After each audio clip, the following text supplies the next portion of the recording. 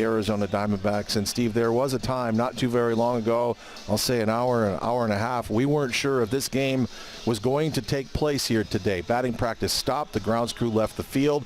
Both teams were down in the clubhouse area. We don't know if there was communication, but there is a game to be played. But this all started with the NBA and the bubble and the Milwaukee Bucks, didn't it? Absolutely, Todd. That started with the Milwaukee Bucks protesting the events in Kenosha, Wisconsin.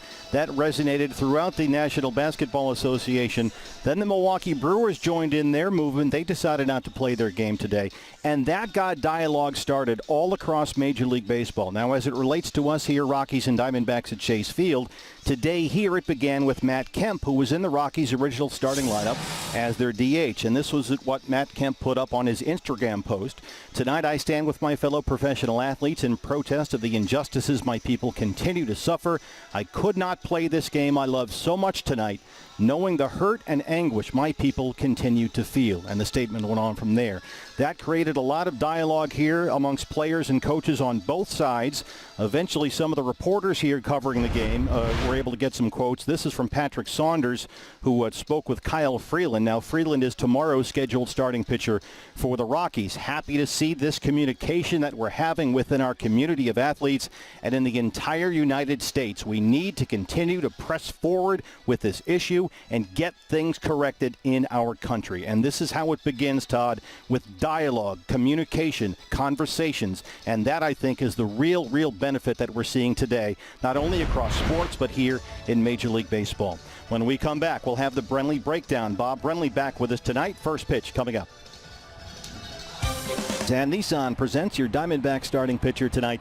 The left-hander Robbie Ray, 1 win in 6 starts. The ERA near 8.5, but signs last week, Bob, of some progress with those mechanical changes. Yeah, especially with the breaking ball. Robbie pitched out of the stretch the entire start last time and was landing that curveball especially a lot more consistently than he has in the past. Garrett Hampson, the center fielder for Colorado, will lead it off. Diamondbacks trying to snap a 7-game losing streak.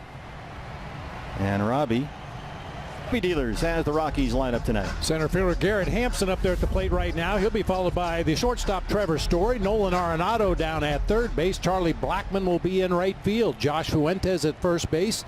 Elias Diaz doing the catching. Brendan Rodgers will be at second base with Sam Hilliard in left field, and Drew Butera doing the catching tonight.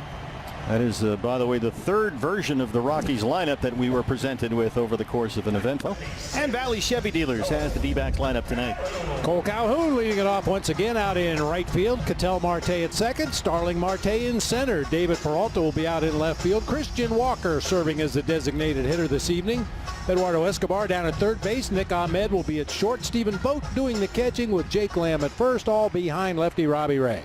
Nissan presents your Rockies starting pitcher, the right-hander John Gray, who's lost 3 of his last 4 starts and was roughed up by the D-backs at Coors Field earlier this month. Gave up 8 runs on 11 hits in less than 4 innings. Overshift is on against Cole Calhoun, who looks at ball 1. Somebody's going to pay. Might as well be John Gray. Well, we know what